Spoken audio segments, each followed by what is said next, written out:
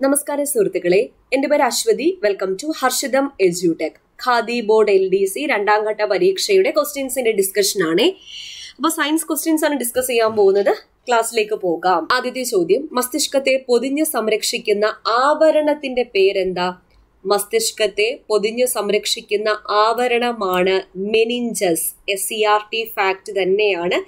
SCERT 10th standard biology അറിയാനും പ്രതികരിക്കാനും എന്ന ചാപ്റ്ററിൽ നാഡീവ്യവസ്ഥ എന്ന ഭാഗത്ത് കൊടുത്തിട്ടുണ്ട്. നാഡീവ്യവസ്ഥയുടെ കേന്ദ്രം മസ്തിഷ്കം. മസ്തിഷ്കത്തെ പൊതിഞ്ഞു സൂക്ഷിച്ചിരിക്കുന്ന 3 സ്തരപാളികളുള്ള ആവരണമാണ് മെനിഞ്ചസ്. 3 സ്തരപാളികളുള്ള ആവരണമാണ് മെനിഞ്ചസ്. ഹൃദയത്തെ പൊതിഞ്ഞു സൂക്ഷിക്കുന്ന ആവരണം പെരികാർഡിയം. ശ്വാസകോശത്തെ പൊതിഞ്ഞു സൂക്ഷിക്കുന്നത് പ്ലൂറ. മൈലിൻ ഷീത്ത്, മൈലിൻ ഉറ എന്താണ്? മിക്ക ആക്സോണുകളെയും ആവർത്തിച്ച് വലയം ചെയ്തിരിക്കുന്ന കൊഴുപ്പടങ്ങിയ സ്ഥലമാണ് മൈലിൻ ഷീത്ത്. മൈലിൻ ഷീത്തിന്റെ പ്രധാന ധർമ്മങ്ങൾ എന്തൊക്കെയാ ചോദിച്ചിട്ടുണ്ട്. ആക്സോണിന് പോഷക ഘടകങ്ങൾ, ഓക്സിജൻ തുടങ്ങിയവ നൽകുക. ആക്സോൺ എന്നത് നാഡീകോശത്തിന്റെ ഭാഗമാണ്. ഈ ആക്സോണിന് പോഷക ഘടകങ്ങൾ, ഓക്സിജൻ തുടങ്ങിയവ നൽകുക. ആവേഗങ്ങളുടെ വേഗത വർദ്ധിപ്പിക്കുക. വൈദ്യുത ഇൻസുലേറ്ററായി വർത്തിക്കുക. ബാഹ്യക്ഷതങ്ങളിൽ നിന്ന് ആക്സോണിനെ സംരക്ഷിക്കുക. ഈ പൊതിഞ്ഞ് സംരക്ഷിക്കുന്ന ആവരണത്തിന്റെ മെയിൻ ഡ്യൂട്ടി എന്ന് പറയുന്നത്, അതിപ്പോ ഏതായാലും പെരികാർഡിയം ആയാലും പ്ലൂറ ആയാലും മെനിഞ്ചസ് ആയാലും മൈലിൻ ഷീത്ത് ആയാലും ബാഹ്യക്ഷതങ്ങളിൽ നിന്ന് ഈ പറയുന്ന അവയവങ്ങളെയൊക്കെ സംരക്ഷിക്കുക എന്ന ഡ്യൂട്ടിയാണ് ഈ ആവരണങ്ങൾ ചെയ്യുന്നത്. അപ്പൊ മസ്തിഷ്കത്തിന്റെ പ്രധാന ഭാഗങ്ങൾ ഏതൊക്കെയാണ്? 5 പ്രധാന ഭാഗങ്ങളാണുള്ളത്. Cerebrum, cerebellum, thalamus, medulla oblongata, hypothalamus. Cerebrum, cerebellum, thalamus, medulla oblongata, hypothalamus എന്നിവയാണ് മസ്തിഷ്കത്തിന്റെ പ്രധാന ഭാഗങ്ങൾ. സെറിബ്രം, മസ്തിഷ്കത്തിലെ ഏറ്റവും വലിയ ഭാഗമാണ് സെറിബ്രം. സെറിബ്രത്തിന്റെ ചാര നിറമുള്ള പുറം ഭാഗം കോർട്ടെക്സ് എന്ന പേരിലാണ് അറിയപ്പെടുന്നത്. പുറത്തല്ലേ കോട്ടിടുന്നത്, അപ്പൊ കോർട്ടെക്സ് പുറം ഭാഗം. വെളുത്ത നിറമുള്ള ഉൾഭാഗം ഏതു പേരിലാണ് അറിയപ്പെടുന്നത്? മെഡുല്ല എന്ന പേരിലാണ് അറിയപ്പെടുന്നത്. ഐച്ഛിക ചലനങ്ങളെ നിയന്ത്രിക്കുന്ന മസ്തിഷ്ക ഭാഗം ഏത്? സെറിബ്രമാണ് ഐച്ഛിക ചലനങ്ങളെ നിയന്ത്രിക്കുന്നത്. ഇന്ദ്രിയാനുഭവങ്ങൾ ഉളവാക്കുന്ന ഭാഗം സെറിബ്രം. ഇന്ദ്രിയാനുഭവങ്ങൾ ഉളവാക്കുന്നു. ചിന്ത, ബുദ്ധി, ഓർമ്മ, ഭാവന. ചിന്ത, ബുദ്ധി, ഓർമ്മ, ഭാവന എന്നിവയുടെ കേന്ദ്രമാണ് സെറിബ്രം. അപ്പൊ മസ്തിഷ്കത്തിലെ ഏറ്റവും വലിയ ഭാഗമായ സെറിബ്രമാണ് ഇന്ദ്രിയാനുഭവങ്ങൾ ഉളവാക്കുന്നത്, ഐച്ഛിക ചലനങ്ങളെ നിയന്ത്രിക്കുന്നത്, ചിന്ത, ബുദ്ധി, ഓർമ്മ, ഭാവന എന്നിവയുടെ കേന്ദ്രമായിട്ട് വർത്തിക്കുന്നത്. ഇനി സെറിബെല്ലം. സെറിബെല്ലം എന്നാൽ മസ്തിഷ്കത്തിന്റെ രണ്ടാമത്തെ വലിയ ഭാഗമാണ് സെറിബെല്ലം. ലിറ്റിൽ ബ്രെയിൻ എന്നറിയപ്പെടുന്നത് സെറിബെല്ലമാണ്. പേശി പ്രവർത്തനങ്ങളെ ഏകോപിപ്പിച്ച് ശരീര തുലനനില പാലിക്കുന്ന മസ്തിഷ്ക ഭാഗം ഏത്? സെറിബെല്ലമാണ്. പേശി പ്രവർത്തനം, മസ്കുലാർ ആക്ടിവിറ്റീസ്, പേശി പ്രവർത്തനങ്ങളെ ഏകോപിപ്പിച്ച് ശരീര തുലനനില പാലിക്കുന്ന മസ്തിഷ്കത്തിന്റെ ഭാഗമാണ് സെറിബെല്ലം. മദ്യം ബാധിക്കുന്ന മസ്തിഷ്ക ഭാഗം ഏത്? സെറിബെല്ലം. ഇനി തലാമസ്. തലാമസ് ആണ് ശരീരത്തിന്റെ വിവിധ ഭാഗങ്ങളിൽ നിന്നുള്ള ആവേഗങ്ങളെ പരിശോധിച്ച് പ്രാധാന്യമുള്ളവയെ സെറിബ്രത്തിലേക്ക് അയക്കുന്ന മസ്തിഷ്ക ഭാഗമാണ് തലാമസ്. മനുഷ്യ ശരീരത്തിന്റെ റിലേ സ്റ്റേഷൻ അല്ലെങ്കിൽ മസ്തിഷ്കത്തിന്റെ റിലേ സ്റ്റേഷൻ എന്നൊക്കെ അറിയപ്പെടുന്നത് തലാമസ് ആണ്. ഹൈപ്പോതലാമസ് ആന്തര സമസ്ഥിതി പരിപാലനത്തിന് പ്രധാന പങ്ക് വഹിക്കുന്ന മസ്തിഷ്ക ഭാഗം ഹൈപ്പോതലാമസ് ആണ്. ആന്തര സമസ്ഥിതി പരിപാലനം എന്നാൽ ഹോമിയോസ്റ്റാസിസ്, ശരീര താപനില ക്രമീകരിക്കുക, ജലത്തിന്റെ അളവ് ക്രമീകരിക്കുക മുതലായ കാര്യങ്ങൾ. ആന്തര സമസ്ഥിതി പരിപാലനത്തിന് പ്രധാന പങ്ക് വഹിക്കുന്ന മസ്തിഷ്ക ഭാഗം ഹൈപ്പോതലാമസ് ആണ്. മെഡുല്ല ഒബ്ലോൺഗേറ്റ അനൈച്ഛിക പ്രവർത്തനം. മെഡുല്ല ഒബ്ലോൺഗേറ്റയുടെ ഡ്യൂട്ടി എന്താ? അനൈച്ഛിക പ്രവർത്തനങ്ങളെ നിയന്ത്രിക്കുന്നു. ഹൃദയസ്പന്ദനം, ശ്വാസോച്ഛ്വാസം മുതലായ അനൈച്ഛിക പ്രവർത്തനങ്ങളെ നിയന്ത്രിക്കുന്ന മസ്തിഷ്ക ഭാഗമാണ് മെഡുല്ല ഒബ്ലോൺഗേറ്റ. ഐച്ഛിക ചലനങ്ങളെ നിയന്ത്രിക്കുന്നത് സെറിബ്രവും അനൈച്ഛിക പ്രവർത്തനങ്ങളെ നിയന്ത്രിക്കുന്നത് മെഡുല്ല ഒബ്ലോൺഗേറ്റയുമാണ്. മെഡുല്ല ഒബ്ലോൺഗേറ്റയുടെ ആകൃതി എന്താണ്? ദണ്ഡാകൃതിയിൽ കാണപ്പെടുന്നു. ഓക്കെ, അടുത്ത ചോദ്യം നോക്കാം.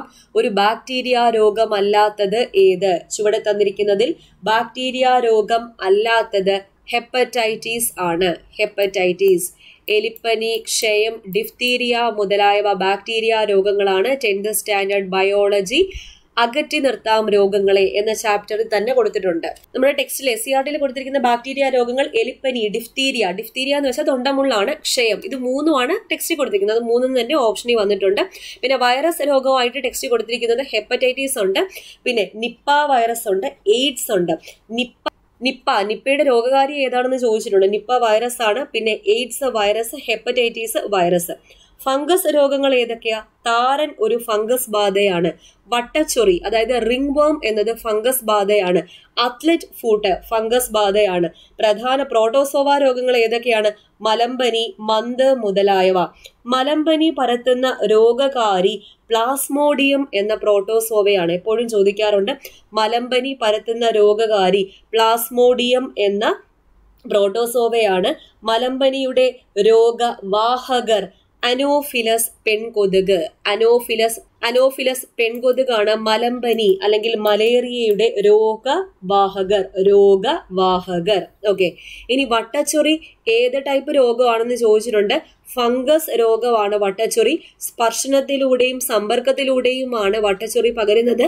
വട്ടത്തിലൂടെ ചുവന്ന തിണർപ്പുകളായിട്ടാണ് ഈ രോഗം പ്രത്യക്ഷമാകുന്നത്. ആ ലക്ഷണവും ചോദിച്ചിട്ടുണ്ട്. വട്ടത്തിലുള്ള ചുവന്ന തിണർപ്പുകളായിട്ടാണ് ഈ രോഗം പ്രത്യക്ഷമാകുന്നത്.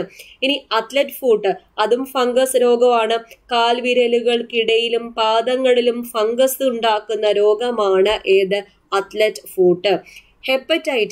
ഹെപ്പറ്റൈറ്റിസ് ഒരു വൈറസ് ബാധയാണ്. ഹെപ്പറ്റൈറ്റിസ് ബാധിക്കുന്ന ശരീര അവയവം ഏതാണ്? കരളിനെ ബാധിക്കുന്ന രോഗമാണ് ഹെപ്പറ്റൈറ്റിസ്. ഇനി ഡെങ്കിപ്പനി, ചിക്കുൻഗുനിയ എന്നിവയും വൈറസ് രോഗങ്ങളാണ്. ഡെങ്കിപ്പനി, ചിക്കുൻഗുനിയ മുതലായവയും വൈറസ് രോഗങ്ങളാണ്. കൊതുകുകൾ വഴിയാണ് ഈ രോഗങ്ങൾ പകരുന്നത്. കൊതുകുകൾ വഴി. ഓക്കെ, അടുത്ത ചോദ്യം. അയഡിന്റെ അഭാവത്തിൽ തൈറോക്സിന്റെ ഉൽപാദനം തടസ്സപ്പെടുന്നു. തൈറോക്സിൻ ഉൽപ്പാദിപ്പിക്കാനുള്ള ഒരു ശ്രമം എന്ന നിലയിൽ തൈറോയ്ഡ് ഗ്രന്ഥി അമിതമായി വളരുന്നു. ഈ അവസ്ഥയ്ക്ക് പറയുന്ന പേരെന്താണ്? SCERT fact 10th standard biology. ഈ 3 ചോദ്യവും അടുപ്പിച്ചടുപ്പിച്ച് വന്നിട്ടുണ്ട് 10th സ്റ്റാൻഡേർഡ് ബയോളജി. ഉത്തരം ഗോയിറ്റർ ആണ്. ഗോയിറ്റർ. തൈറോക്സിന്റെ ഉൽപാദനത്തിന് ആവശ്യമായ മൂലകമാണ് ഏത്? അയഡിൻ. തൈറോക്സിന്റെ ഉൽപാദനം, തൈറോക്സിൻ എന്നാൽ തൈറോയ്ഡ് ഗ്രന്ഥി ഉൽപ്പാദിപ്പിക്കുന്ന ഹോർമോൺ ആണ് തൈറോക്സിൻ. അതിന്റെ ഉൽപാദനത്തിന് ആവശ്യമായ മൂലകമാണ് അയഡിൻ. അയഡിന്റെ അഭാവത്തിൽ, ഇതേ സെന്റൻസ് തന്നെ കൊടുത്തേക്കുന്നത്, അയഡിന്റെ അഭാവത്തിൽ തൈറോക്സിന്റെ ഉൽപാദനം തടസ്സപ്പെടുന്നത് കാരണം തൈറോയ്ഡ് ഗ്രന്ഥി അമിതമായി വളരുന്ന അവസ്ഥയാണ് ഏത്? ഗോയിറ്റർ. ഇനി ഹൈപ്പർ തൈറോയിഡിസം, തൈറോക്സിന്റെ ഉൽപാദനം കൂടുന്ന അവസ്ഥയ്ക്ക് പറയുന്ന പേരാണ് ഹൈപ്പർ തൈറോയിഡിസം. തൈറോക്സിന്റെ ഉൽപാദനം കൂടുന്ന അവസ്ഥയ്ക്ക് പറയുന്ന പേരാണ് ഹൈപ്പർ തൈറോയിഡിസം. ഉയർന്ന ഉപാപചയ നിരക്ക്, മെറ്റബോളിക് ആക്ടിവിറ്റി, കൂടിയ ശരീര താപനില, കൂടുതൽ വിയർപ്പ്, കൂടിയ ഹൃദയമിടിപ്പ്, ശരീരഭാരം കുറയുക, വൈകാരിക പ്രബുദ്ധത എന്നിവയാണ് ഈ ഹൈപ്പർ തൈറോയിഡിസത്തിന്റെ പ്രധാന ലക്ഷണങ്ങൾ. ഓക്കെ, അപ്പൊ തൈറോക്സിന്റെ ഉൽപാദനം കൂടുന്ന അവസ്ഥയാണ് ഹൈപ്പർ തൈറോയിഡിസം. ഇനി ഹൈപ്പോ തൈറോയിഡിസം എന്നാൽ എന്താണ്? തൈറോക്സിന്റെ ഉൽപാദനം കുറയുന്ന അവസ്ഥയ്ക്ക് പറയുന്ന പേരാണ് ഹൈപ്പോ തൈറോയിഡിസം. തൈറോക്സിന്റെ ഉൽപാദനം കുറയുന്ന അവസ്ഥയാണ് ഹൈപ്പോ തൈറോയിഡിസം. ക്രെട്ടനിസം എന്താ? ഭ്രൂണാവസ്ഥയിലോ ശൈശവാവസ്ഥയിലോ തൈറോക്സിന്റെ ഉൽപാദനക്കുറവ് മൂലം ശരിയായ ശാരീരിക മാനസിക വളർച്ച തടസ്സപ്പെടുന്ന അവസ്ഥയാണ് ക്രെട്ടനിസം. ഭ്രൂണാവസ്ഥയിലോ ശൈശവാവസ്ഥയിലോ തൈറോക്സിന്റെ ഉൽപാദനക്കുറവ് മൂലം ശരിയായ ശാരീരിക മാനസിക വളർച്ച തടസ്സപ്പെടുന്ന അവസ്ഥയ്ക്ക് പറയുന്ന പേരാണ് ക്രെട്ടനിസം.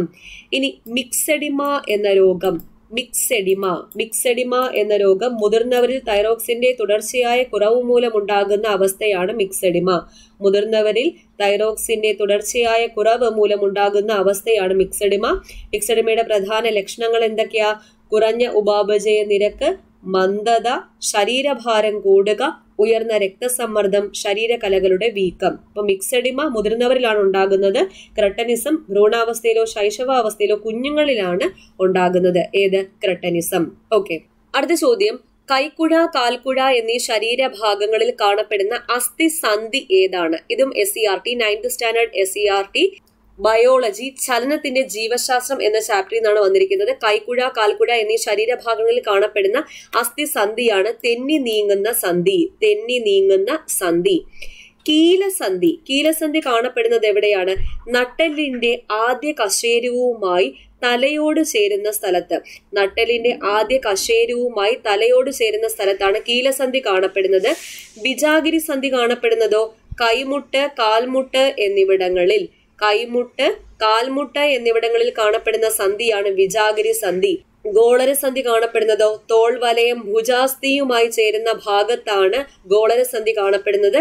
തെന്നി നീങ്ങുന്ന സന്ധി കാണപ്പെടുന്നത് കൈക്കുഴ, കാൽക്കുഴ എന്നിവിടങ്ങളിലാണ്. അപ്പൊ കീലസന്ധി നട്ടലിന്റെ ആദ്യ കശേരുവുമായി തലയോട് ചേരുന്ന സ്ഥലത്ത്, വിജാഗിരി സന്ധി കൈമുട്ട്, കാൽമുട്ട്, ഗോളരസന്ധി തോൾവലയം ഭുജാസ്ഥിയുമായി ചേരുന്ന ഭാഗം, തെന്നി നീങ്ങുന്ന സന്ധി കൈക്കുഴ, കാൽക്കുഴ എന്നിവിടങ്ങളിലാണ് എന്ത് കാണപ്പെടുന്നത്? തെന്നി നീങ്ങുന്ന സന്ധി കാണപ്പെടുന്നത്. സന്ധികൾ എന്നാൽ എന്താ? അസ്ഥികൾ പരസ്പരം ബന്ധപ്പെട്ടിരിക്കുന്നത് ഏത് വഴിയാണ്? സന്ധി വഴിയാണ്, ജോയിൻസ് വഴിയാണ്. ജോയിൻസ് വഴി. മനുഷ്യ ശരീരത്തിലെ ആകെ അസ്ഥികളുടെ എണ്ണം എത്രയാ? 206. മനുഷ്യ ശരീരത്തിലെ ആകെ അസ്ഥികളുടെ എണ്ണം 206. അക്ഷാസ്ഥികൂടത്തിലെ ആകെ അസ്ഥികളുടെ എണ്ണം 80ഉം അനുബന്ധ അസ്ഥികൂടത്തിലെ ആകെ അസ്ഥികളുടെ എണ്ണം 126ഉമാണ്. 126. അങ്ങനെയാണ് മൊത്തം 206 അസ്ഥികൾ മനുഷ്യ ശരീരത്തിൽ ഉള്ളത്. ഇനി സന്ധിവാദം, റുമാറ്റിക് ആർത്രൈറ്റിസ് എന്നാൽ എന്താണ്?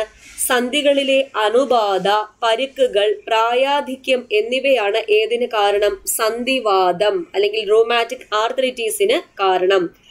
അസ്ഥി സ്ഥാനഭ്രംശം എന്ന് വെച്ചാൽ എന്താ? സന്ധികളിലെ അസ്ഥികൾക്ക് സ്ഥാനമാറ്റം സംഭവിക്കുന്നതിനെയാണ് അസ്ഥി സ്ഥാനഭ്രംശം എന്ന് പറയുന്നത്. അസ്ഥി സ്ഥാനഭ്രംശം. ഇനി ഓസ്റ്റിയോപോറോസിസ് എന്താണ്? ഓസ്റ്റിയോപോറോസിസ് അസ്ഥികൾക്ക് ബലക്ഷയം ഉണ്ടായി ഒടിവ് സംഭവിക്കുന്ന അവസ്ഥയാണ് ഓസ്റ്റിയോപോറോസിസ്. കാൽഷ്യത്തിന്റെ കുറവ്, ഉപാപചയ പ്രവർത്തനങ്ങളുടെ തകരാറ്, വൈറ്റമിൻ ഡിയുടെ കുറവ് എന്നിവ കാരണമാണ് എന്തുണ്ടാകുന്നത്?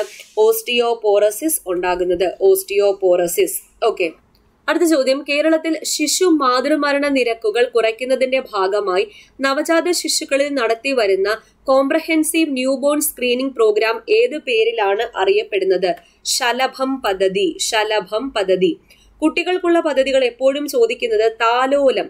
താലോലം പദ്ധതി എന്താണ്? ഹൃദയ സംബന്ധമായ രോഗങ്ങൾ, നാഡീ രോഗങ്ങൾ, സെറിബ്രൽ പാൽസി, ഓട്ടിസം, അസ്ഥി വൈകല്യങ്ങൾ തുടങ്ങിയ വിട്ടുമാറാത്ത രോഗങ്ങൾ ബാധിച്ച 18 വയസ്സിന് താഴെ പ്രായമുള്ള കുട്ടികൾക്ക് സൗജന്യ ചികിത്സ ലഭ്യമാക്കുന്ന പദ്ധതിയാണ് ഏത്? താലോലം പദ്ധതി. താലോലം പദ്ധതി. ഇനി സ്നേഹപൂർവ്വം പദ്ധതിയും എപ്പോഴും ചോദിക്കാറുണ്ട്. എന്താണ് സ്നേഹപൂർവ്വം പദ്ധതി? മാതാപിതാക്കൾ ഇരുവരും അഥവാ ഒരാൾ മരിച്ചു പോവുകയും ജീവിച്ചിരിക്കുന്നയാൾക്ക് സാമ്പത്തിക പരാധീനത മൂലം സംരക്ഷണം സാധ്യമാകാതെ വരികയും ചെയ്യുന്ന കുട്ടികൾക്കുള്ള പദ്ധതിയാണ് സ്നേഹപൂർവം പദ്ധതി. മാതാപിതാക്കൾ ഇരുവരും അഥവാ ഒരാൾ മരിച്ചു പോവുകയും ജീവിച്ചിരിക്കുന്നയാൾക്ക് സാമ്പത്തിക പരാധീനത മൂലം സംരക്ഷണം സാധ്യമാകാതെ വരികയും ചെയ്യുന്ന കുട്ടികൾക്കായുള്ള പദ്ധതിയാണ് സ്നേഹപൂർവം പദ്ധതി. സ്നേഹപൂർവം പദ്ധതി. ഇനി സ്ത്രീകൾക്കായുള്ള പദ്ധതിയിൽ എപ്പോഴും ചോദിക്കുന്ന മംഗല്യ ചോദിക്കാറുണ്ട്. ദാരിദ്ര്യരേഖയ്ക്ക് താഴെയുള്ള വിധവകൾ, നിയമപരമായി വിവാഹബന്ധം വേർപെടുത്തിയവർ എന്നിവരുടെ പുനർവിവാഹത്തിന് 25,000 രൂപ ധനസഹായം നൽകുന്ന പദ്ധതിയാണ് ഏത്? മംഗല്യ എന്ന പദ്ധതി. മംഗല്യ. സഹായഹസ്തം എന്ന പദ്ധതിയും ചോദിക്കുന്നുണ്ട്. അത് സ്ത്രീകൾക്കായുള്ള പദ്ധതിയാണ്. സാമ്പത്തികമായി പിന്നാക്കം നിൽക്കുന്ന 55 വയസ്സിന് താഴെ പ്രായമുള്ള വിധവകളായ സ്ത്രീകൾക്ക് സ്വയം തൊഴിൽ കണ്ടെത്താനുള്ള ധനസഹായം നൽകുന്ന പദ്ധതിയാണ് സഹായഹസ്തം പദ്ധതി. ഇനി വയോജനങ്ങൾക്കുള്ള പദ്ധതിയിൽ ചോദിക്കുന്നത് സായം പ്രഭ. സായം പ്രഭ ഇമ്പോർട്ടന്റ് ആണ്. തദ്ദേശ സ്വയംഭരണ സ്ഥാപനങ്ങൾ നടത്തി വരുന്ന പകൽ പരിപാലന കേന്ദ്രങ്ങളിലൂടെ മുതിർന്ന പൗരന്മാർക്ക് വിവിധ സേവനങ്ങൾ ലഭ്യമാക്കാനായി സാമൂഹ്യ നീതി വകുപ്പ് ആരംഭിച്ച പദ്ധതിയാണ് ഏത്? സായം പ്രഭ. വയോമിത്രം പദ്ധതി ചോദിക്കുന്നുണ്ട്. എന്താണ് വയോമിത്രം പദ്ധതി? സംസ്ഥാനത്ത് വയോജന നയം നടപ്പിലാക്കുന്നതിന്റെ ഭാഗമായി മുതിർന്ന പൗരന്മാരുടെ ആരോഗ്യ സംരക്ഷണ പരിപാലനത്തിന് ഊന്നൽ നൽകി ആരംഭിച്ച പദ്ധതിയാണ് ഏത്? വയോമിത്രം പദ്ധതി. വയോമിത്രം. മന്ദഹാസം പദ്ധതി എന്താ? പേര് തന്നെയുണ്ട്, ചിരിക്കുമ്പോൾ നമ്മൾ പല്ലല്ലേ കാണുന്നത്. അപ്പോൾ വാർദ്ധക്യത്തിൽ കൃത്രിമ പല്ലുകൾ വെക്കാനുള്ള സാഹചര്യം ഇല്ലാതെ പോകുന്ന ദാരിദ്ര്യരേഖയ്ക്ക് താഴെയുള്ള 60 വയസ്സ് പൂർത്തിയായവർക്ക് സൗജന്യമായി കൃത്രിമ ദന്തനിര വെച്ചു കൊടുക്കുന്ന പദ്ധതിയാണ് ഇത് മന്ദഹാസം. ഇത് പുന്നഗൈ എന്ന പേരിൽ തമിഴ്നാട്ടിൽ ആവിഷ്കരിച്ചിട്ടുണ്ട്. മന്ദഹാസം പദ്ധതി. ഓക്കെ, അടുത്ത ചോദ്യം, പാരിസ്ഥിതിക ആരോഗ്യ പ്രശ്നങ്ങൾ പ്രതിപാദിക്കുന്ന റേച്ചൽ കേഴ്സന്റെ പുസ്തകം ഏതാണ്? നിശബ്ദ വസന്തമാണ്, സൈലന്റ് സ്പ്രിംഗ്. റേച്ചൽ കേഴ്സന്റെ പ്രശസ്തമായ പുസ്തകമാണ് നിശബ്ദ വസന്തം, സൈലന്റ് സ്പ്രിംഗ്. ഇതിന്റെ ഉള്ളടക്കം എന്താ? പരിസ്ഥിതിയിൽ കീടനാശിനിയുടെ പ്രത്യാഘാതം, പരിസ്ഥിതിയിൽ കീടനാശിനിയുടെ പ്രത്യാഘാതം കൂടാതെ അമേരിക്കയിൽ DDT നിരോധിക്കാൻ കാരണമായ പുസ്തകം ഏതാന്ന് ചോദിച്ചാൽ ഈ നിശബ്ദ വസന്തമാണ്. അമേരിക്കയിൽ DDT നിരോധിക്കാൻ കാരണമായ പുസ്തകമാണ് നിശബ്ദ വസന്തം. ഒരു കുരുവിയുടെ പതനം ആരുടെ ആത്മകഥയാണ്? ഡോക്ടർ സലീം അലി, പ്രശസ്ത പക്ഷി നിരീക്ഷകനായ ഡോക്ടർ സലീം അലിയുടെ ആത്മകഥയാണ് ഒരു കുരുവിയുടെ പതനം. ഒറ്റ വൈക്കോൽ വിപ്ലവം ആരുമായി ബന്ധപ്പെട്ടിരിക്കുന്നു? മസനോബു ഫുക്കുവോക്കയുമായി ബന്ധപ്പെട്ടിരിക്കുന്നു. ഇനി ചിപ്കോ പ്രസ്ഥാനം 1973 ചിപ്കോ പ്രസ്ഥാനം നേതൃത്വം നൽകിയതാരാണ്? സുന്ദർലാൽ ബഹുഗുണയാണ് നേതൃത്വം നൽകിയത്. വൃക്ഷങ്ങൾ മുറിക്കുന്നതിനെതിരെ കർഷകരും ഗ്രാമീണ ജനങ്ങളും നടത്തിയ അക്രമരഹിതമായ സമരമായിരുന്നു ചിപ്കോ പ്രസ്ഥാനം. ചിപ്കോ എന്ന വാക്കിന്റെ അർത്ഥം എന്താണ്? ആലിംഗനം ചെയ്യുക അല്ലെങ്കിൽ ചേർന്ന് നിൽക്കുക എന്നൊക്കെയാണ്. ആരായിരുന്നു നേതൃത്വം നൽകിയത്? സുന്ദർലാൽ ബഹുഗുണയാണ് ചിപ്കോ പ്രസ്ഥാനത്തിന് നേതൃത്വം നൽകിയത്.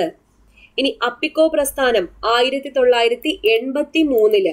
ചിപ്കോ പ്രസ്ഥാനം 1973 അപ്പിക്കോ പ്രസ്ഥാനം 1983 വനങ്ങളുടെ സംരക്ഷണവുമായി ബന്ധപ്പെട്ട് 1983 കർണാടകത്തിൽ ആരംഭിച്ച പ്രസ്ഥാനമാണ് ഏത്? അപ്പിക്കോ പ്രസ്ഥാനം. സുന്ദർലാൽ ബഹുഗുണയുടെ പിന്തുണയോടെ അപ്പിക്കോ പ്രസ്ഥാനം രൂപീകരിച്ചതാരാ? പാണ്ഡുരംഗ ഹെഗ്ഡെയാണ്. ഇനി നവധാന്യ പ്രസ്ഥാനത്തിന് നേതൃത്വം നൽകിയത് ആരാണ്? വന്ദന ശിവയാണ്. വന്ദന ശിവ. നവധാന്യ എന്ന പ്രസ്ഥാനം രൂപീകരിച്ചത് വന്ദന ശിവയാണ്. ഓക്കെ, അപ്പൊ ഇത്രയും ക്വസ്റ്റ്യൻസ് ആണ് ഇന്ന് ഡിസ്കസ് ചെയ്തത്. എല്ലാം പ്രധാനപ്പെട്ട പോയിന്റ്സ് ആണ്, നോക്കിയിരിക്കുക. ഇനിയുള്ള പരീക്ഷകൾക്ക് പ്രതീക്ഷിക്കാവുന്നതാണ്. അപ്പൊ അടുത്ത ക്ലാസ്സിൽ വീണ്ടും കാണാം.